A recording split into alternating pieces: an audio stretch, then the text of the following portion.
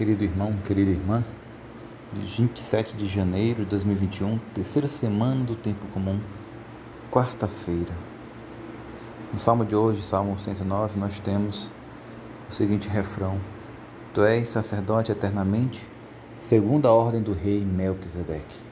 Essa figura de Melquisedeque, daquele sacerdote que ninguém sabe onde veio, nem para onde vai, não tem origem, não tem fim.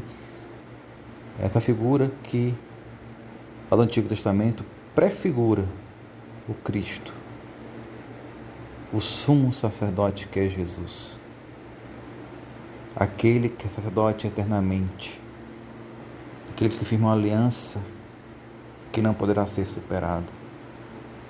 É interessante porque, se nós formos na primeira leitura deste dia, nós vamos ter justamente na carta aos Hebreus, capítulo 10, de 11 a 18, o autor falando sobre o sacerdote da aliança antiga, o sacerdote do templo, que celebrava o culto, oferecia sacrifício com os bois que eram mortos, os holocaustos, enfim, os sacrifícios no templo para pagar o perdão, pagar o pecado das pessoas, para garantir o perdão de Deus. Mas aquela oferenda, aquela que é perfeita, que de fato santifica, é o próprio Jesus que se dá como sacrifício. E uma vez por todas nós temos esse sacrifício único, dado por nossos pecados, que não há outro. O perdão foi conseguido pelo sacrifício do Cordeiro de Deus. Então esse sacerdócio, que o sacerdote é o homem do sacrifício, o sacerdócio de Jesus supera o antigo sacerdócio. Eis o novo sacerdócio. Eis a salvação que é chegada para nós. Nesse sacerdote, segundo a ordem do rei Melquisedeque, ou seja, que nunca vai passar, que nunca vai ter fim. E é esse sacerdote Jesus Cristo que vem com o Evangelho. Seu Evangelho, sua boa nova, de Marcos 4, de 1 a 20, vale a pena você fazer toda a leitura. Capítulo 4 de Marcos, versículos de 1 a 20, que é a parábola do semeador, que nós encontramos também lá em Mateus capítulo 13, onde o semeador saiu para semear semente em alguns tipos de caminhos, pedregoso, com espinhos. E depois Jesus vai explicar essa parábola para os discípulos, para que eles possam compreender. É interessante, porque a partir do versículo 13, quando Jesus vai fazer a explicação, ele diz assim: E lhes disse: Vós não compreendeis esta parábola? Então como compreendereis todas as outras parábolas? Isso aqui é interessante, meus irmãos, porque essa parábola aqui fala da palavra de Deus e tipo de acolhimento que podemos ter com relação à palavra. E de fato, se nós não produzirmos frutos pela palavra de Deus, todas as outras realidades da fé não serão entendidas por nós, não serão acolhidas por nós. É a palavra de Deus que nos ajuda a enxergar as coisas, as pessoas, as situações com os olhos da fé. E aí, a partir do versículo 14, vai dizer: o semeador semeia a palavra. Então, que semente é essa que o semeador está a semear? É a palavra. Os que estão à beira do caminho são aqueles nos quais a palavra foi semeada. A semente foi jogada lá, nesse terreno, os que estão à beira do caminho. Logo que a escutam, chega Satanás e tira a palavra que neles foi semeada. Vem o adversário, vem aquele que é contra a palavra de Deus. Então você acolhe a palavra de Deus, mas os ensinamentos que são contrários à palavra de Deus, que se colocam como adversária da palavra de Deus, o inimigo de Deus utiliza para nos afastar da palavra. E você acaba acolhendo as mentiras do mundo ao invés da verdade da palavra de Deus. E tira a palavra que neles foi semeada. Isso é muito sério, meus irmãos. Versículo 16: Do mesmo modo, os que receberam a semente em terreno pedregoso são aqueles que ouvem a palavra e logo a recebem com alegria. A semente jogada no meio das pedras. Quando nós acolhemos a palavra de Deus e acolhemos com alegria. Que bom saber que Deus me ama, que Deus é maravilhoso. que Jesus morreu por mim, mas não têm raiz em si mesmos. São inconstantes. Quando chega uma tribulação ou perseguição por causa da palavra, logo desistem. Eu quero receber as bênçãos do Senhor, quero a glória de Deus na minha vida. Mas o que vão pensar de mim? Mas estão falando de mim. Estou parecendo que estou perdendo oportunidades de me dar bem aqui e tudo mais, por causa da palavra. E aí desiste. Olha só, isso acontece demais nas nossas vidas. Outros recebem a semente entre os espinhos.